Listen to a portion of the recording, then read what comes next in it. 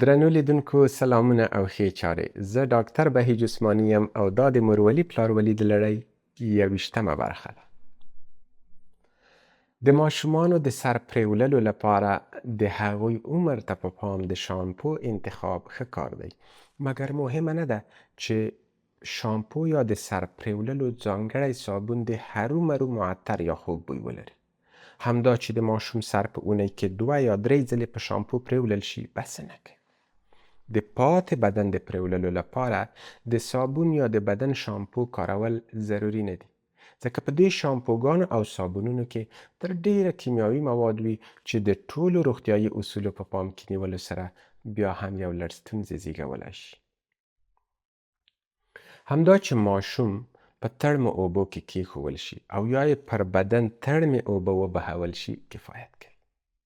د لمبولو پر مهال باید ټوله هڅه وشي چې د ماشوم د بدن تودوخه د 38 درجو په شاوخوا کې ثابته پاتې شي. د اوبو د تړموالي او تودوخې د معلومولو لپاره باید پکې څنګله ووهل شي. د لاس په خپړه یا ګوتو باندې د اوبو تړموالی سم نه معلومیږي. له لمبولو وروسته په یوه نرم ټوکر یا ځان پاک د ماشوم وچول ګټور دي.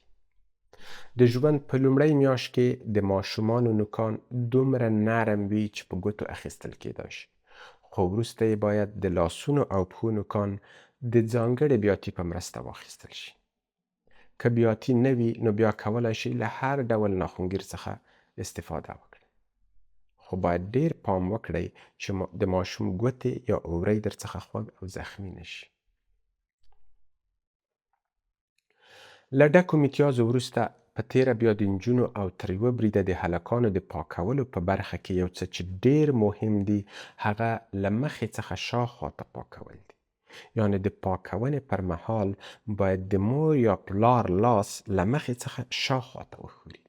که داسې ونه شي د مقعد له لوري میکروبونه او جراثیم مخنۍ برخې ته چې ډیر مهم او حساس ځای دی رالیږدیږي او ماشوم په خطرناکو ناروغیو اخته کېدای شي.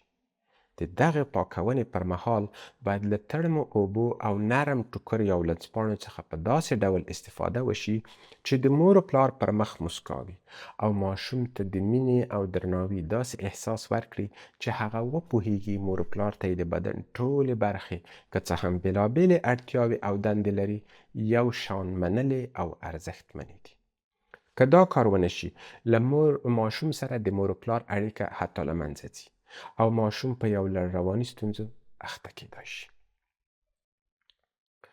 تر هغو چې ماشوم د مور په نس کې وي د لوږې، تندې، سړوښې، تودوخې، میکروبونو، وایرسونو، خوب او نورو غم یې نه وي. یعنې که د مور ژوندتوګه او روغتیا سمه وي د مور په نس کې ماشوم کابو له هره اړخه خوندي وي، خو له زیږون سره سم یې ستونزې او ننګونې پیلېږي.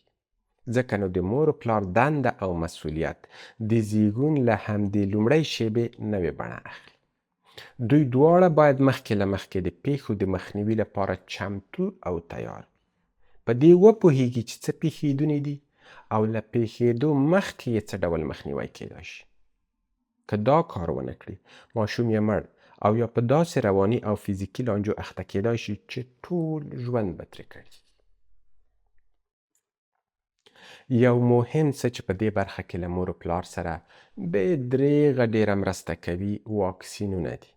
او که څوک د هر دلیل له مخې نه غواړي خپلو ماشومانو ته واکسین ورکړي د هغوی له ژوند سره لوبې کوي. واکسینونه د زیږون له لومړۍ ورځې پیل او کابو تر 12 یا 15 کلنۍ پورې ورکول کیږي. په یاد ولرئ چې په ځینو هیوادونو کې ممکن ماشومانو ته تر 15 یا 6 کلنۍ پورې واکسین ورکړل شي. ځینې وخت پکې اضافي واکسینونه وي چې په بل هیواد کې کېدای شي نه وي. هر هیواد خپلو روغتیایي شرایطو ته په پام او په ټولنه کې له شته ناروغیو څخه د خوندیتابه لپاره پریکړه کوي چې ماشومانو ته کوم واکسینونه په کوم عمر کې ورکړي. پر دې بنسټ هر چیرته چې ژوند کوئ د هغه هیواد د روغتیایي نظام سپارښتنې په پام کې نیسئ.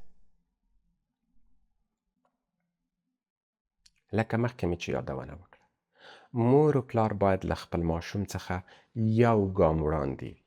په دې معنا چې باید د هر ډول ستونزو اټکل او په وخت مخنیوی وکړي او د خپل اولاد دپاره داسې شرایط چمتو کړي چې هغه پکې آرامه او سوکاله ژوند وکړي.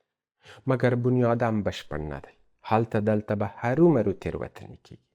ځینې وخت داسې څه هم پېښېدای شي چې مور و پلار یې په اړه هیڅ نشي کولی او که غبرګون ښیي اړیکو، اولادونو او یا ځان ته زیان اړوي.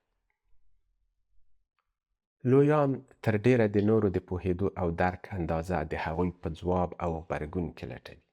د بېلګې په توګه تاسو هڅه کولی یوه چا سره خبرې وکړئ، خو له مقابل لوري کوم ځواب نه ترلاسه کوئ.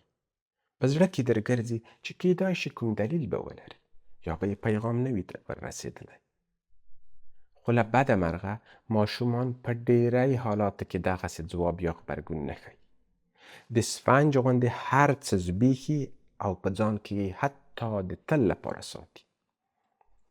بدبختي دا ده چې موږ د هغوی په پوهېدو، درک او دغه زبېښاک نه پوهېږو. پر دې بنسټ همیشه او له استثنا پرته مو باید پام وي چې هر څه سم او په مناسب ډول ترسره کړو او دا مو باید په ذهن کې وي چې څه وایو، څه کوو او یا څه پیښیږي د ماشوم په ماغزو کې د تل لپاره پاتې او ثبتېږي. تر بیا.